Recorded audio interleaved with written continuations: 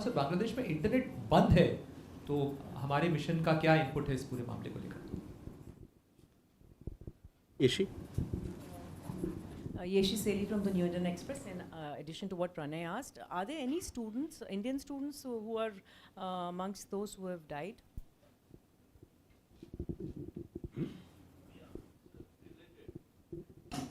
Gautam? Yeah, sir, it seems that now the radical forces has taken over the movement, and they are threatening even to oust Prime Minister Sheikh Hasina by unconstitutional means. What is the India's assessment of the ground situation, and what are the options for India to do? Ayushi?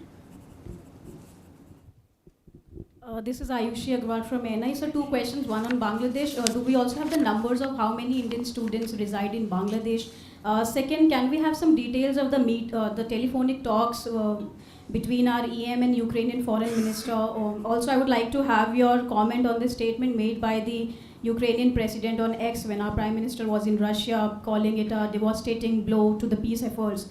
Have we taken this up with the Ukrainian authorities here in New Delhi or with the foreign minister during the talks? Can I have, there's an additional question. Confusion हो जाएगा.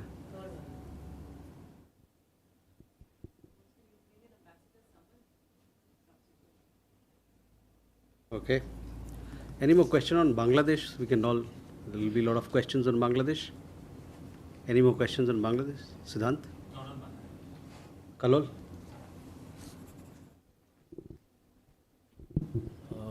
This is Kaulur from The Hindu. My question is, in view of the developments where reportedly around 50 people have died in police shooting, what is the Indian advice to the government of Bangladesh?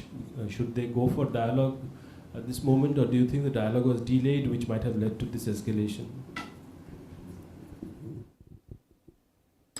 So first, let me address the question on Bangladesh. As you are aware, there is an unrest. There are protests which are happening there. We have around 8,500 students and somewhere around 15,000 Indian nationals resident in the country. We have issued a travel advisory for people to be in touch with the High Commission and for us to render any assistance that they may need. External Affairs Minister is himself monitoring the situation. The High Commission will be giving regular updates on the situation there. We will also be giving regular updates, and we urge all family members of Indian nationals who reside in Bangladesh to be in touch, follow us for regular updates. We remain committed to provide all possible assistance to our nationals. There was a related question about from Gautam ji. On that, I would like to convey that we see this as an internal matter of Bangladesh. Kalol, that was also my answer to you. Yeshi, regarding your question, all our Indian nationals are safe there, and we have a large student community, as I told you, 8,500 students or thereabout. Many of them pursue medical education also in that country. So they are all safe and sound, and we are in touch. They are in touch with our High Commission, with our Assistant High Commission as well. And we are regularly keeping in touch with them to render all assistance, any assistance that they may need. Pranay, आपके सवाल पर वहाँ पर हमको ज्ञात है कि वहाँ पर जो प्रोटेस्ट चल रही हैं उसके लिए सरकार ने कुछ कदम उठाए हैं, लेकिन वहाँ पर जो सुविधाएं हैं बातचीत का, टेलीकम्युनिकेशन का, वो सब ठीक चल रहा है और इस माध्यम से हम अपने लोगों से जुड़े हुए हैं. Ayushi, regarding your question about EM's conversation with Foreign Minister of Ukraine, this afternoon External Affairs Minister spoke to the Foreign Minister of Ukraine and discussed bilateral issues of mutual interest. As far as the question about Yeshi, you had a related question on Ukraine. See, we have several engagements with Ukraine. We have bilateral mechanisms, we have institutional mechanisms. We keep on talking to each other of various matters, and that is where it is.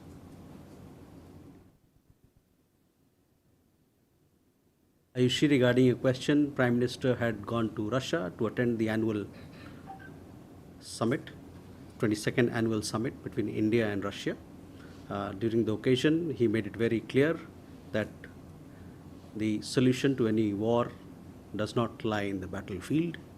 He also made it clear what he thinks about violence and children, innocent people being impacted in violence, people in general being impacted in violence. So all these issues were made very clear in his press statements when he spoke to the media, spoke to public at large. Can we go forward to more questions? Siddhant? Hi, sir. Siddhant from Vion. So there are reports that the BRICS countries plan to trade using cryptocurrencies. If you can comment on that. And my second question is on the remarks made by the US Ambassador Garcetti last week. He made remarks like there is no place for strategic autonomy and no war is far. And these were directed looking like at India in a week where Prime Minister was in Moscow. So if you can comment on his remarks. Okay. Huma? Sir, I'm Huma Siddiqui from the Financial Express. Related to BRICS, Iran has recently announced that it is ready to sell oil and gas to the BRIC members. So is India looking at that possibility of restarting import of oil from Iran? Okay. Elena? Good afternoon, Elena, TASS News Agency. My first question is also relates to BRICS. I would like to ask about the idea of creation parliamentary institutional organization like a parliament in the frame of BRICS. So what is India's position on such an idea, and what is the possibility, and what do you think what role it may play in frame of this organization? And the second question is on one of the outcomes of Modi's visit to Moscow. The two leaders, as we know, adopted a joint statement, and one of it was particularly on economic cooperation. And as we know, Minister for Foreign Affairs Jaishankar is the head of, from Indian side, of this Intergovernmental Commission on Trade, Cultural Scientific Cooperation. So, do you already discuss the dates for the next meeting of this commission, when and where it may take place? Thank you. Manas? This is Manas from PTI. Similar question to what Siddhant asked. So this was not only Eric Garcetti making critical comments on India-Russia relations, particularly after Prime Minister Modi's visit to Moscow, but several other high-ranking US officials have actually made comments criticizing India's close relations with Russia and Prime Minister Modi's visit. How does India see these comments, and what's your reaction?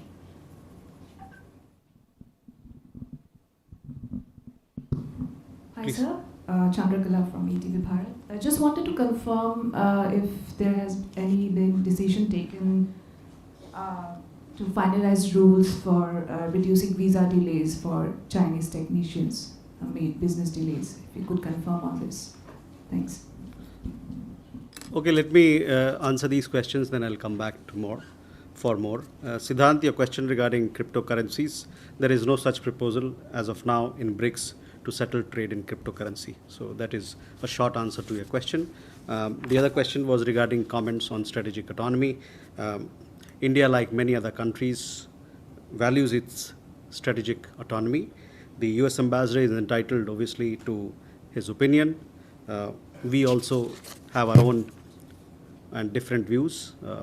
Our comprehensive strategic global strategic partnership with the United States gives us the space to agree to disagree on certain issues while respecting each other's viewpoints. So that is my answer to you. Huma, regarding BRICS, issues regarding BRICS are discussed in that forum. So the issues that you mentioned, perhaps it's a proposal which will be taken up as and when BRICS grouping meets, and then things will be taken forward. Elena, your question regarding parliamentary institution. In the month, this month, we had BRICS Parliamentary Forum meeting in Russia, where this particular issue idea was put forth. It's an idea which needs to be explored, and it will be explored by groups, the BRICS membership. As of now, our focus should be to strengthen collaboration and cooperation within the existing mechanism of BRICS Parliamentary Forum that we have. On IR, India-Russia intergovernmental cooperation, we just had the annual summit. So as part of the annual summit, a decision was taken, which is part of the joint statement as well, that the next round of India-Russia Intergovernmental Commission will be held. Both sides will be working out mutually convenient dates, and we'll take this bilateral collaboration platform forward with a robust agenda. Manas, your questions regarding India-US relationship. Between India and the United States, it's a comprehensive strategic global partnership. We have a lot of issues to discuss, and both sides engage with each other on several aspects of the relationship, and we discuss all issues that are of interest to both parties. As far as you talking about something that forms part of bilateral conversation, diplomatic conversations, those are things that as a matter of practice we don't speak about it, don't make it public. Chandrakala, your question regarding visa. See, all visa matters are decided by a policy that are well laid out. So whether it is X or Y country, based on the merit of the application, based on the merit of the case, visas will be issued to people, and visa matters will be discussed in the rubric of the policy that we have, established policy that we have for all countries, including China. Can we, Jaiprakash? Sir, मैं जयप्रकाश हूँ दैनिक जागरण से। 2 दिन पहले sir Bharat में जो तिब्बत के निर्वासित सरकार है, उसके प्रमुख ने कहा था कि चीन के साथ उनकी बैकडोर बातचीत हो रही है। तो मेरे 2 सवाल हैं। पहला, क्या भारत इसको कैसे देखता है कि तिब्बत की निर्वासित सरकार चीन से बातचीत कर रही है, और दूसरा, उनके इस बयान पर चीन का जो दूतावास है उसने बहुत ही तीखी प्रतिक्रिया जारी की है। तो दोनों के बीच जो तनाव है या वाद विवाद है, उस पर भारत की क्या प्रतिक्रिया है? Okay, Suhasini. Thank you, Suhasini Heather from The Hindu. I'd just like to ask, it's been more than a week since Prime Minister Modi and President Putin met, and according to the Foreign Secretary, Mr. Putin had agreed to a discharge of Indians serving in the Russian army. Has there been any follow-up on that? Have those orders been issued yet? Because the soldiers we've been speaking to have not really heard about their own discharge.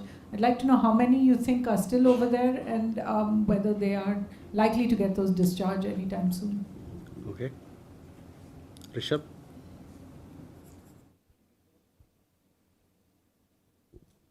Good evening, sir. Rishabh from Times Now. I have 2 questions. One, as Suhasini asked, if we can have a number, because the numbers that have come in, initially it was talked about around 30, then the Russian embassy talked about 100 Indians who are there. So if we can have a number, and then obviously how Suhasini asked that, what's the status on that? So the second thing, near Oman, one ship, the oil tanker capsized.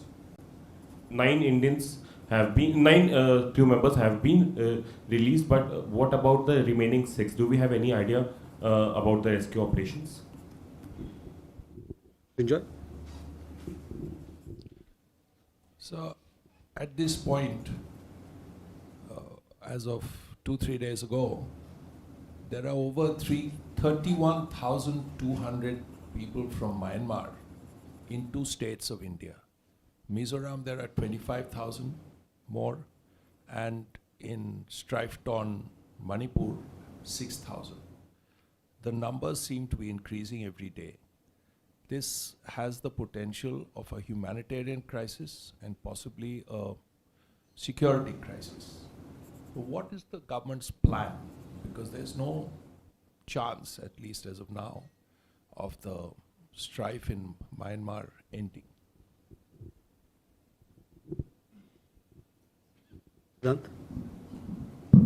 Hi sir, I'm Siddhant from CNN News 18. Sir, some reports are suggesting that Turkey has imposed export ban on India in terms of military export. Do you have any comments to make on that? Thank you. Can we come back for more questions? So first, Jayaprakash जी, आपके सवाल का जवाब देखिए, चीन कहाँ जहाँ तक सवाल है, चीन, भारत और चीन के रिश्तों का सवाल है, उस पर जो हमारा स्टैंड है, जो पोजीशन है, उससे आप भली भांति वाकिफ़ हैं. मैंने इस मंच से कई दफ़ा हमारे रिश्तों पे हमने बात की है, तो मैं चाहूँगा कि आप जो हम लोगों ने पहले कहा है उस पर आप ध्यान दें.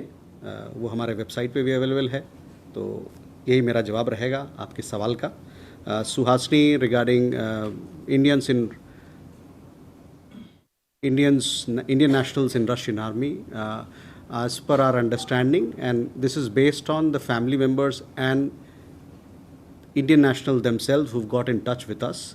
We have about 50 Indian nationals who've got in